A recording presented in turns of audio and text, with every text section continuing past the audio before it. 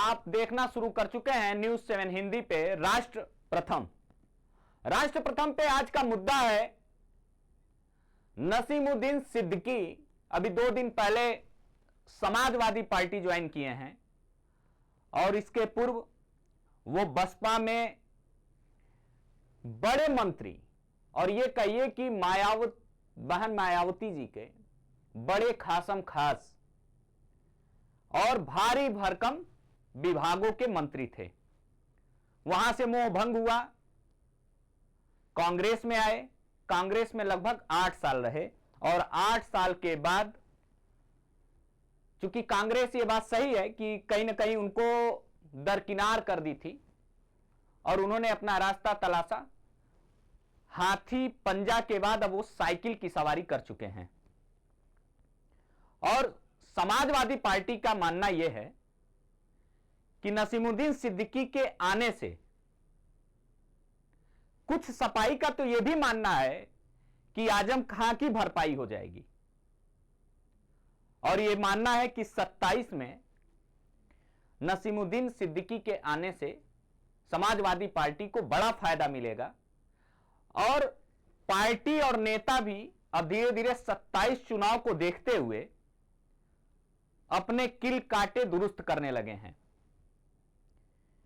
इस पर आज चर्चा करने के लिए हमारे साथ 3 मेहमान जुड़े हुए हैं। भारतीय जनता पार्टी से कृष्ण मोहन पांडे जी हैं। कृष्ण मोहन पांडे जी, आपका बहुत बहुत स्वागत है। समाजवादी पार्टी के प्रवक्ता भाई विवेक पांडे हैं। विवेक पांडे जी का मैं स्वागत करता हूं। और राजनीतिक समझबूझ रखने वाले और करीब करीब 1 दशक से कवर कर रहे उत्तर प्रदेश को वरिष्ठ पत्रकार भाई अनुराग त्रिपाठी जी भी हमारे साथ जुड़ गए हैं। अनुराग जी, आपका भी बहुत बहुत स्वागत है। इसकी शुरुआत मैं सीधे भारतीय जनता पार्टी के स्पोक पर्सन से ही करूंगा कि कृष्ण मोहन भाई बड़े दिग्गज नेता समाजवादी पार्टी को ज्वाइन किए हैं और समाजवादी पार्टी में एक ऊर्जा आ गई है। उनका मानना है कि अब 27 जो है, 27 कहीं ना कहीं भारतीय जनता पार्टी को खिसकाने में नसीमुद्दीन सिद्दीकी का बहुत बड़ा योगदान रहेगा। पांडे जी, कृष्ण मोहन भाई।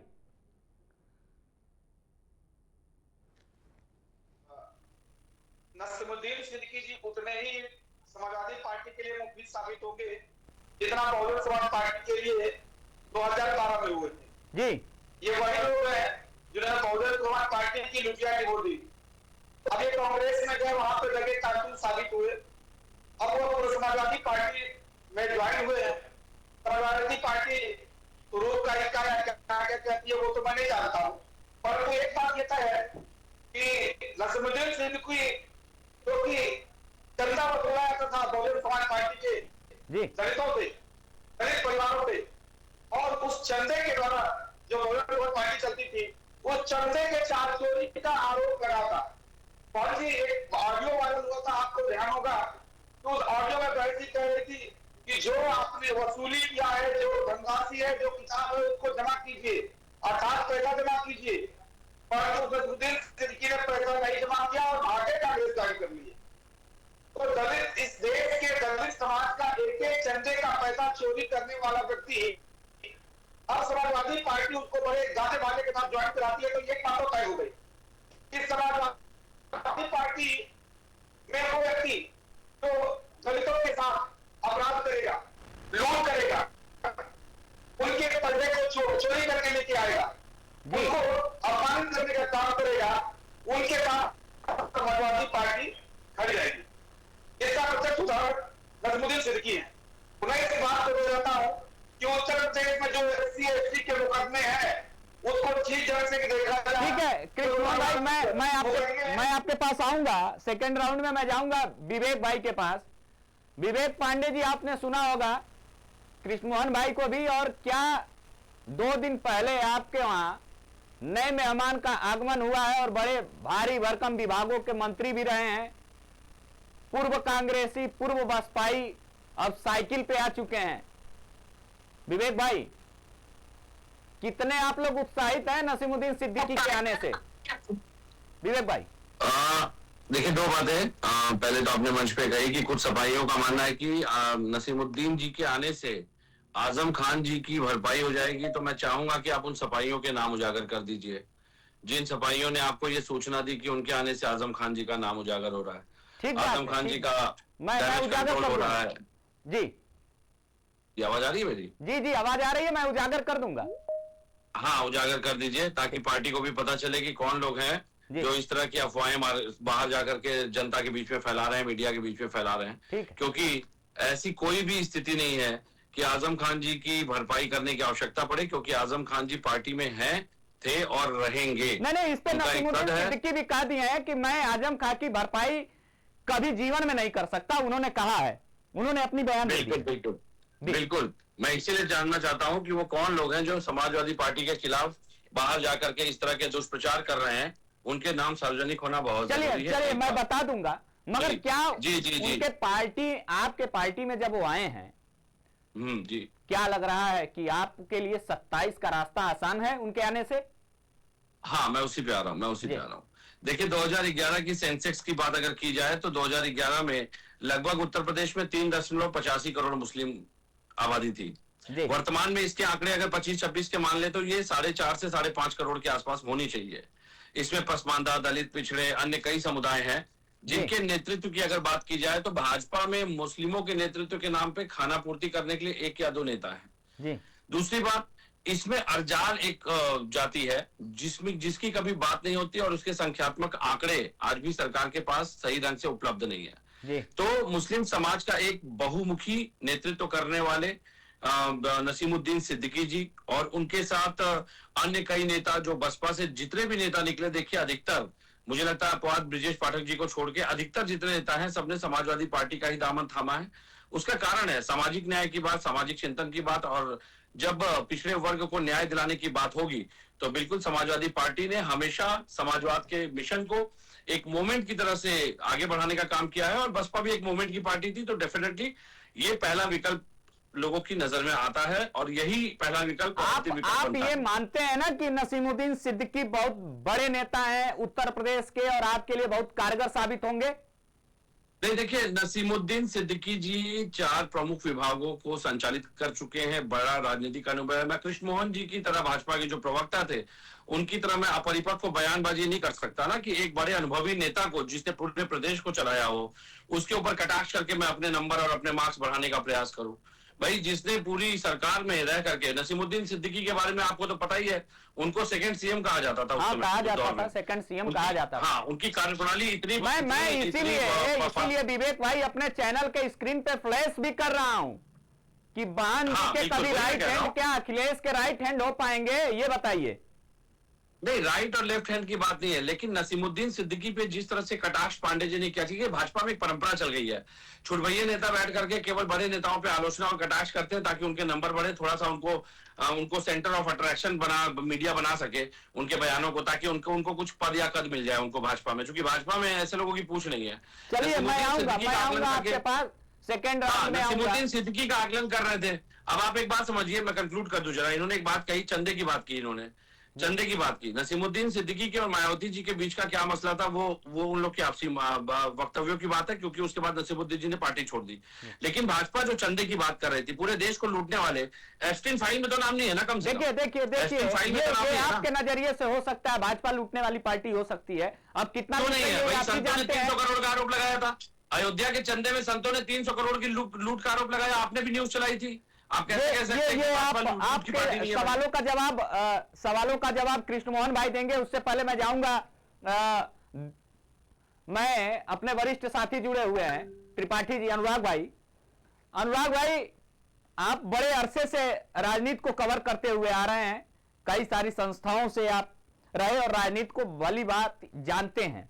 जब चुनाव की सरगर्मी चढ़ती है तब, और जब चुनाव की सरगर्मी शांत होती है तब। ये चुनावी सरगर्मी ही है कि नेताओं का आना जाना अब शुरू हो गया है। क्या लगता है, समाजवादी पार्टी को नसीमुद्दीन से आस है या नसीमुद्दीन को समाजवादी पार्टी से आस है? अनुराग भाई। देखिए अनूप, यहाँ पे एक बात समझनी होगी कि दोनों को एक दूसरे की जरूरत है जी। नसीमुद्दीन सिद्दीकी काफी उम्मीद लेकर के कांग्रेस गए थे, लेकिन कांग्रेस में आप जान ही रहे हैं कि जो आला कमान है वो किसी की सुनवाई नहीं करता है। जो उनके कार्यकर्ता है, जो उनके नेता है, वो सीधे से दरकिनार कर दिए जाते हैं। तो नसीमुद्दीन सिद्दीकी को भी ये महसूस होने लगा था कि ऐसा तो नहीं है कि हमें कोई पद ही न मिले इन फ्यूचर, कि जब चुनाव आता 2027 तो हमारी कोई भूमिका नहीं बनती है। इसीलिए वो समाजवादी पार्टी के साथ आए। नसीमुद्दीन सिद्दीकी वही है जो 3 दशक तक मायावती के राजदार रहे, मायावती के साथी रहे, और यहाँ तक कि मायावती को आगे लेकर जाने वाले भी वही रहे। मायावती की सरकार में जो टिकट बांटे जाते थे नसीमुद्दीन सिद्दीकी तय करते थे, ये जब जाहिर है। उसके बाद क्या हुआ ये भी सबको पता है जी। 2016 में एक ऐसा प्रकरण भी हुआ जब दयाशंकर सिंह ने मायावती को लेकर कमेंट कर दिया तो नसीमुद्दीन सिद्दीकी सड़क पर उतर आए। इस मामले में नसीमुद्दीन सिद्दीकी ज्यादा बोल गए तो स्वाति सिंह के खिलाफ ऐसा कुछ बोल गए जिसकी वजह से उनको जेल भी जाना पड़ गया। तो तमाम ऐसी जगह हैं जहां पर मायावती के साथ वो खड़े नजर आते हैं। अब बात करते हैं समाजवादी पार्टी। समाजवादी पार्टी पे आते हैं आज की तारीख। अनुराग भाई, समाजवादी पार्टी समाजवादी पार्टी जो है उसका जो परचम है आज की तारीख में पीडीए को डिपेंड करता है। पीडीए मतलब पिछड़ा दलित और अगड़ा। इसकी जो कहानी है कि जो मुस्लिम वाली जो चेहरा है, क्योंकि अंगाई फैक्टर यहाँ काम करता है। मुस्लिम और यादव फैक्टर पे समाजवादी पार्टी आज तक चुनाव लड़ती आई है और वो चुनाव जीतती भी रही है। लेकिन अब क्या है कि तमाम ऐसी वजह है जिनकी वजह से बीजेपी की वजह से जो वोट है उनका ट्रांसफर हो गया है। तो इस पूरे मामले में समाजवादी पार्टी ने कभी बसपा का दामन भी थामा है, लेकिन ऐसा हुआ क्या कि जो समाजवादी पार्टी के वोट थे वो खिसक के बीएसपी खाते में चले गए, लेकिन बीएसपी के वोट खिसक के समाजवादी पार्टी को कोई फायदा नहीं दे पाए। अब क्या है, नसीमुद्दीन सिद्दीकी जब समाजवादी पार्टी में आते हैं तो उम्मीदें कई हैं, क्योंकि बुंदेलखंड एक अलग ही स्टेट आप कह सकते हैं कि जो उत्तर प्रदेश का है, जहां पर जो तमाम जो फार्मूले फेल हो जाते हैं। लेकिन नसीमुद्दीन सिद्दीकी वो नेता है जो मजबूती से पैर जमाए हुए हैं। ठीक बात है। मैं बात को समझ मैं कृष्णमोहन भाई के पास जाना चाहूंगा। कृष्णमोहन भाई, एक आरोप अभी विवेक भाई ने लगाया है, सपा प्रवक्ता, कि आप खुद ही लूट खसोट कर रहे हैं अयोध्या मंदिर से लेके, और जो आपने उनको कहा उससे उनको बड़ा दर्द हुआ है। कृष्णमोहन भाई, हेलो हेलो, अनम्यूट कर लीजिए कृष्णमोहन भाई।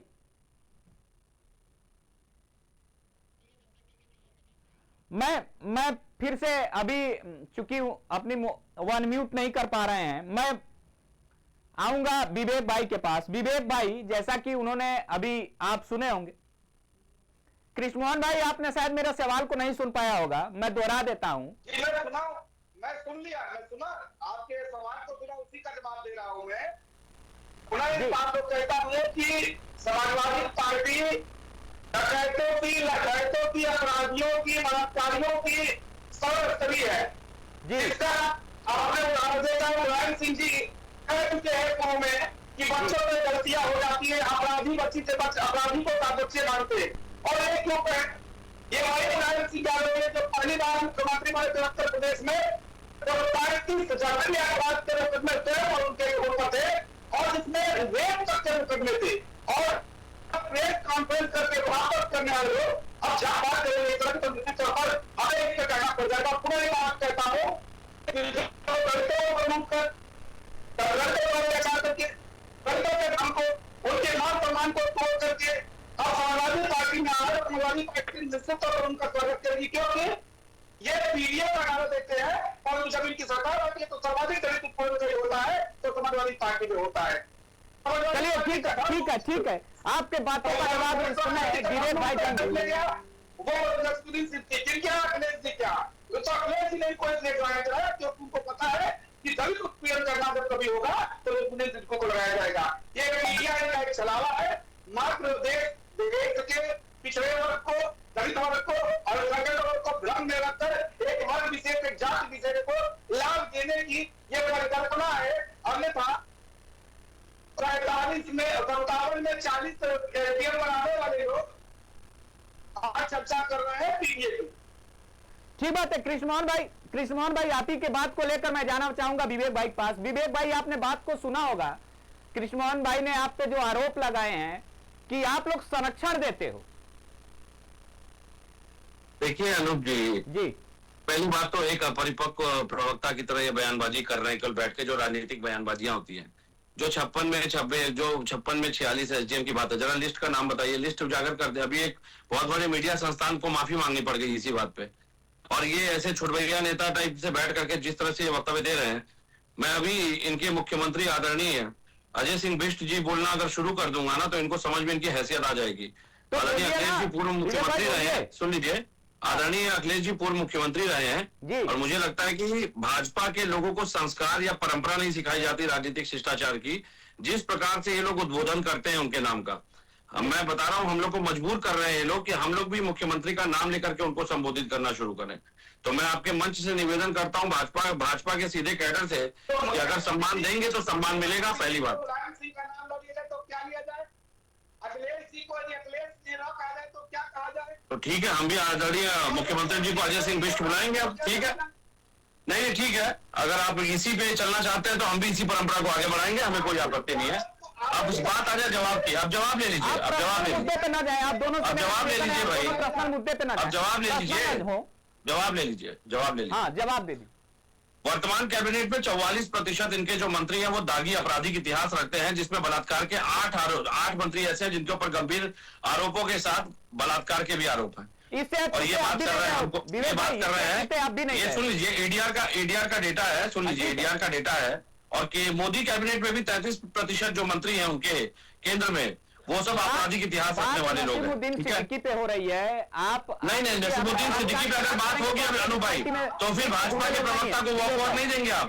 नसीमुद्दीन सिद्दीकी के बाहर अगर बात जाएगी तो बात पूरी आएगी मंच पे। फिर इन्होंने जो जवाब दिया उसी का जवाब मैं दे रहा हूं इनको। इन्होंने जो आरोप लगाया उसका जवाब दे रहा हूं, जवाब आने दीजिए। अब इनको चूंकि अगर इनको एनसीआरबी पे, मैंने इसीलिए कहा था प्रवक्ता बुलाया कीजिए, अगर आप प्रवक्ता बिठाते तो वो मुद्दे पे बात करता। अब इन्होंने छेड़ दिया तो जवाब तो देना मेरा धर्म बनता है। मैं अपनी पार्टी पे कोई आरोप लेकर के तो जाऊंगा। इन्होंने अभी जिस प्रकार के चरित्र को इन्होंने जिस प्रकार के चरित्रार्थ उजागर किए, मैं एक बात स्पष्ट कर दूं, एप्स्टीन फाइल में किसी समाजवादी पार्टी के नेता का नाम नहीं है। एप्स्टीन फाइल वही जो अंतरराष्ट्रीय स्तर पे बच्चों के सेक्स रैकेट से संबंधित है, चाइल्ड पोर्नोग्राफी से संबंधित है, चाइल्ड मॉलेस्टेशन से संबंधित है, उसमें किसी समाजवादी पार्टी के नेता का नाम नहीं है, लेकिन भाजपा के नेताओं का नाम आ चुका है। तो मुझे लगता है पहले अपने अंदर झांकना चाहिए। और जिस प्रकार से भाजपा को बलात्कारियों को पोषित करने की पार्टी बताया जाता है जनता के द्वारा, मुझे लगता है ये हम पे सवाल ना उठाए। मोदी जी आजकल इनके बड़े पीडीए को लेकर भाषण दे रहे हैं, सुन लीजिए, मोदी जी आजकल पीडीए को लेकर भाषण दे रहे हैं। पिछले 3 दिन के उनके भाषण उठा के देख लीजिए जो वायरल हो रहे हैं।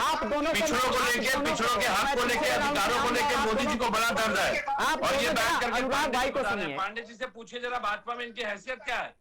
ब्राह्मण बैठ करके बाटी चोखा खा लेते हैं तो नोटिस दे दी जाती है, उसके बाद ये देखिए, ये हम जब ब्राह्मण बाटी चोखा खाए थे तो इस पे बात तो मुझे लगता है अभी आज बात नसीमुद्दीन पे हो रही है। विवेक भाई जैसे लोग पहले बात नसीमुद्दीन पे हो रही है, अपने सम्मान को बचा लें, उसके बाद हमसे बात करें आके। बात नसीमुद्दीन पे हो रही है। कृष्ण मोहन भाई की आवाज को थोड़ा तेज किया जाए, क्या बोलते हैं बताएं, कृष्ण मोहन भाई बताएं। नहीं, कृष्णमोहन जी क्यों बताएंगे? जब मेरा टर्न था कृष्णमोहन जी लगातार बोल रहे थे, और आपको लगता है कि मैं कृष्णमोहन जी को वॉकओवर दूंगा तो आप गलत सोच रहे हैं अनु भाई। आपसे मांग नहीं रहा, मैं पार्टी का प्रवक्ता हूँ, आधिकारिक प्रवक्ता हूँ, मैं इनको वॉकओवर तो निकलने नहीं दूंगा।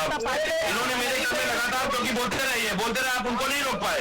आपने उनको रोकने की जहमत नहीं उठाई, आपने उनको रोकने की जहमत नहीं उठाई। मैं पूछता हूँ ब्राह्मणों की हैसियत क्या है भाजपा में, जरा ये बता दें कृष्णमोहन जी, ब्राह्मणों की क्या हैसियत है? यूजीसी आने के बाद ब्राह्मणों की क्या हैसियत है, जरा बता दीजिए कृष्णमोहन जी।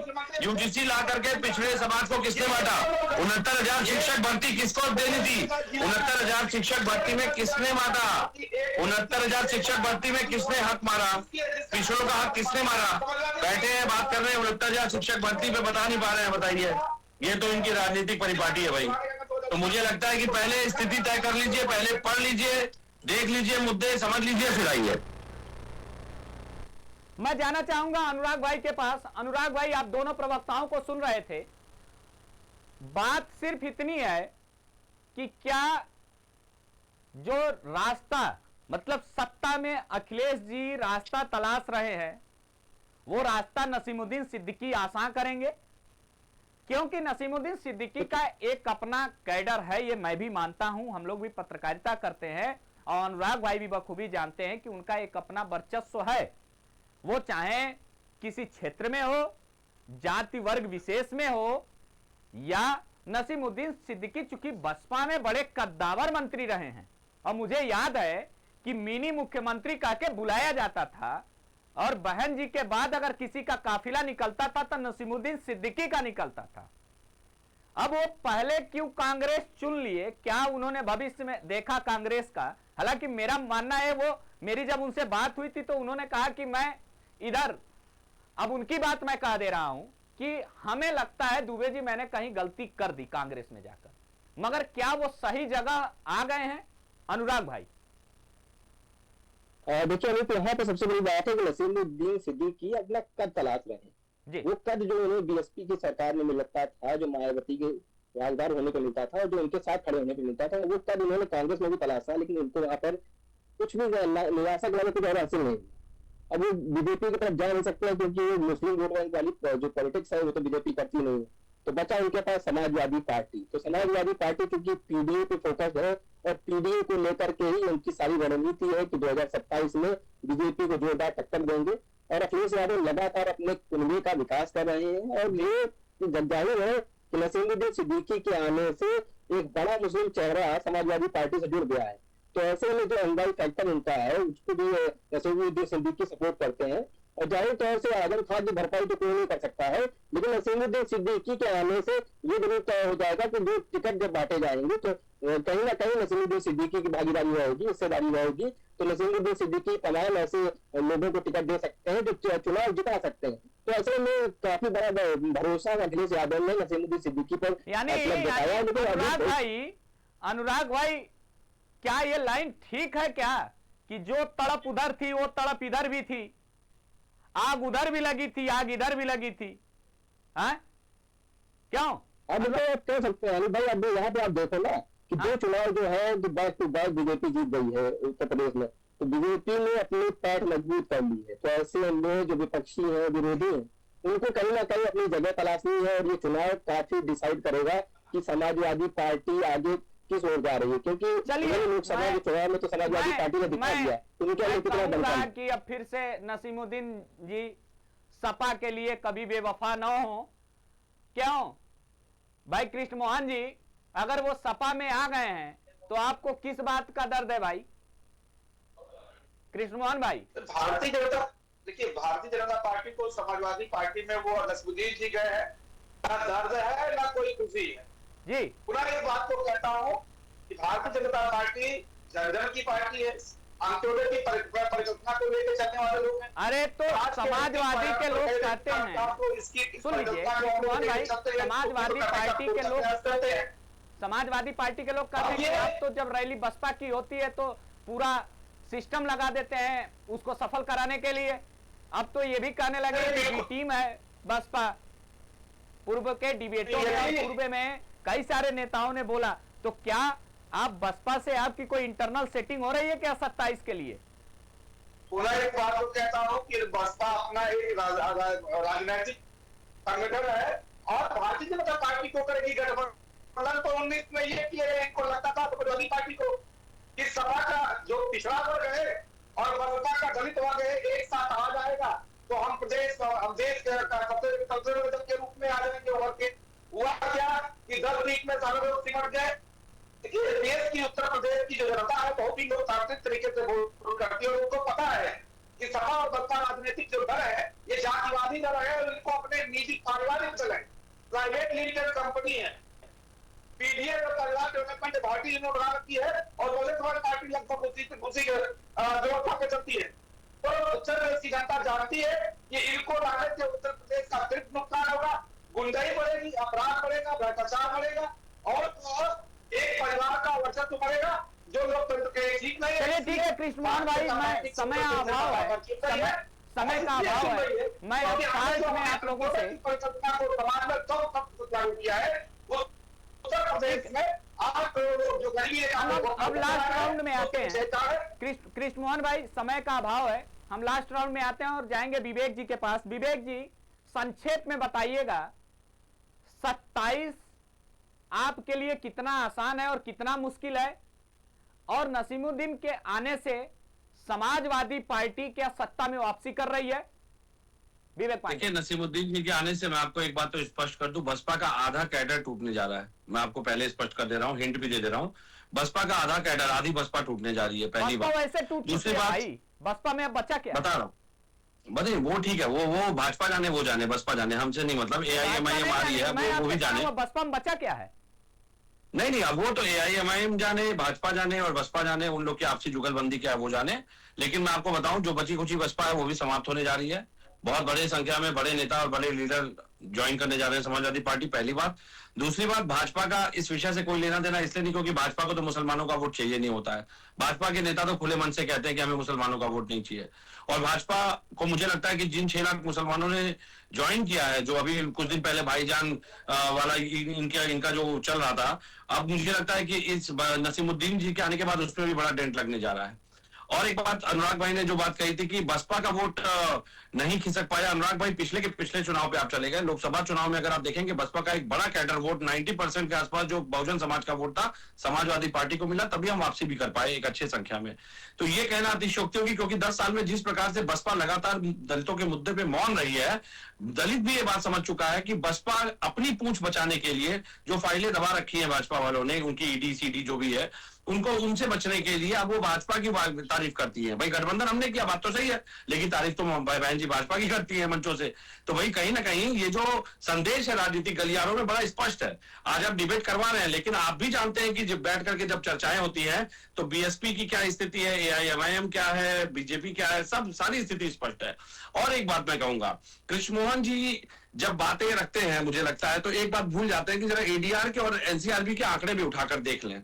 मुझे लगता है आपराधिक चरित्र का इतिहास रखने वाली पार्टी के लोग अगर अब सपा को बताएंगे, क्योंकि समस्या है, सुनिए, समस्या इसलिए है क्योंकि समाजवादी पार्टी अब सनातन की पक्ष पे चल पड़ी है। अब सनातन इनका एकमात्र एजेंडा था, उस पर भी शंकराचार्य के मुद्दे के बाद इनको डेंट लग चुका है। पहले सनातनी नहीं थे क्या? समाजवादी सनातनी नहीं थे पहले? नहीं, राजनीतिक सनातनी नहीं थे हम कभी राजनीतिक सनातनी नहीं थे, क्योंकि आपको पता है मैं भी पांडे हूँ, ये भी पांडे हैं। इनसे प्रवर वगैरह पूछ लीजिए जरा कि कौन सा प्रवर है इनका, बता दे जरा। सनातनी है ना? चलिए कभी आप पांडे जी क्या प्रवर है आपका? अभी इस पैनल में जो बात हो रही है उससे मुद्दे से ना भटका जाए। हाँ, तो मैं इसीलिए कह रहा हूँ, सनातनी होने की व्याख्या अगर जाएंगे तो फिर मैं, आप जानते हैं फिर मेरे बारे में, मैं इतने पुराने और शास्त्रों की व्याख्या करने लगूंगा। हाँ सुन लीजिए, उसका जवाब ले लीजिए, कृष्णमोहन भाई जवाब ले लीजिए, शालीनता से जवाब ले लीजिए। सुनिए, हमारा संकल्प है।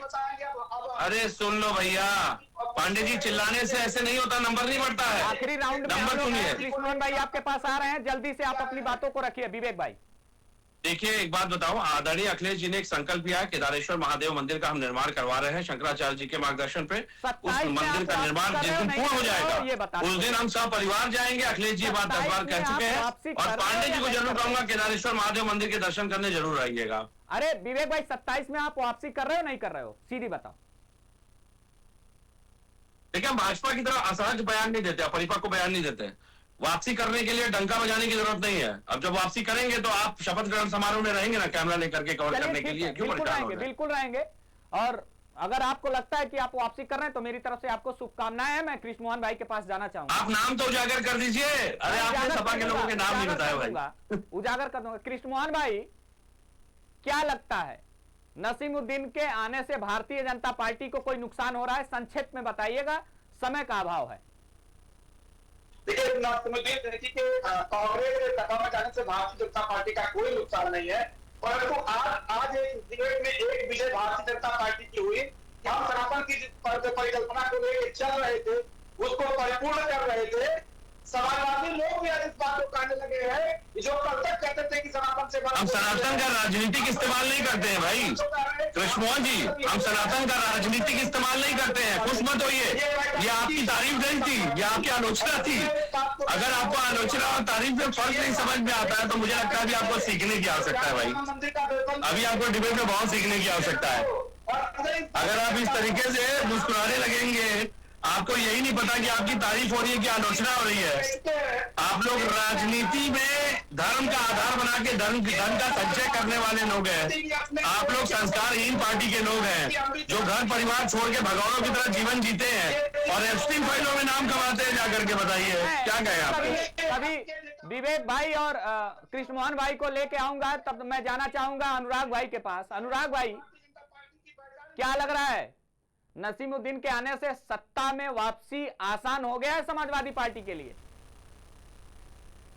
देखिए, अभी आसान वैसे तो कोई बात ही नहीं है। अभी तो चुनाव की वजह से देख सकते हैं कि धमक शुरू हुई है, तो अभी तो बहुत आना जाना लगा रहेगा। कोई किसी पार्टी को ज्वाइन करेगा, कोई किसी और पार्टी को ज्वाइन करेगा। और जैसे बीजेपी की बात कर लीजिए, तो बीजेपी को तो मुस्लिम वोट चाहिए ही नहीं, वो तो बिल्कुल क्लियर है। ठीक है, तो समाजवादी पार्टी के खेमे में मुस्लिम वोट कितना ऐड हो पाता है, ये बड़ी बात है। दूसरा, विवेक जी अभी ये बात कह रहे थे कि जो चुनाव में हमने लोकसभा में जो बीएसपी वाला वोट था वो ट्रांसफर हो गया। लोकसभा का चुनाव, विधानसभा का चुनाव, लोकल बॉडी का चुनाव सब अलग अलग होते हैं। विधानसभा की जो बात करते हैं, विधानसभा में कई और मुद्दे होते हैं। अभी देखिए, आपस में लोगों की लड़ाई सब हो जाएगी, मुद्दों पर कोई बात नहीं करेगा। न किसानों की आय की बात हो रही है, न युवाओं की नौकरी की बात हो रही है, न कोई महंगाई की बात कर रहे हैं, एप्स्टीन फाइल की बात हो रही है। असल मुद्दे पे आइए कि आप युवाओं के लिए क्या करने जा रहे हैं। अभी तो नया बजट आया, आप उसमें तमाम तरह की अब देख रहे हैं कि तमाम योजनाओं की शुरुआत की जा रही है।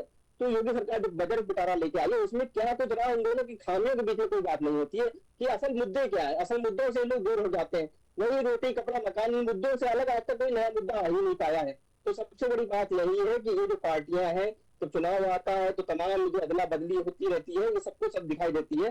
और ये जो कुछ किया जाता है इसलिए किया जाता है कि कितने ज्यादा वोट बटोरे जा सके। चलिए नेताओं की अनुराग भाई, चूंकि चुनाव आ गया है और मुझे फिर से वो एक लाइन याद आ गई है, हर दर्द लिखी कविता हर याद निशानी है, और सच मानो लिखोगे तो हर कसक कहानी है। विवेक भाई और ये मैं कृष्ण मोहन भाई पे ये बोल दिया हूं। और निश्चित रूप में जिसने भी लिखा होगा, नेताओं का एक अपना दर्द होता है, ठीक है, क्योंकि ये दर्द ऐसा होता है कि प्रेमिका तो रो लेती है मगर नेता जो होते हैं, राजनेता होते हैं, रो नहीं पाते हैं। आप तीनों का बहुत बहुत धन्यवाद। जैसा कि आप लोगों ने इस डिबेट को जिस तरीके से बखूबी जैसे अपनी चीजों को रखा, अपनी बातों को रखा, बड़े बेबाक अंदाज में आप लोगों ने अपनी बातों को रखा। थोड़े लोग जोक चलते रहते हैं। बने रहें आप सब न्यूज़ 7 हिंदी के साथ। बहुत बहुत धन्यवाद।